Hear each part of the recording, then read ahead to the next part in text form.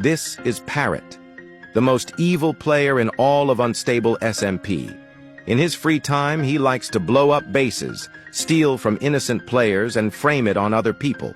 One time, he illegally broke into the vault of another player and took all of their hard-earned resources for himself. When his best friend, Wifey's, found out, he partnered with BAT to bring Parrot to justice. However, Parrot manipulated one of the BAT members to kill their own teammate.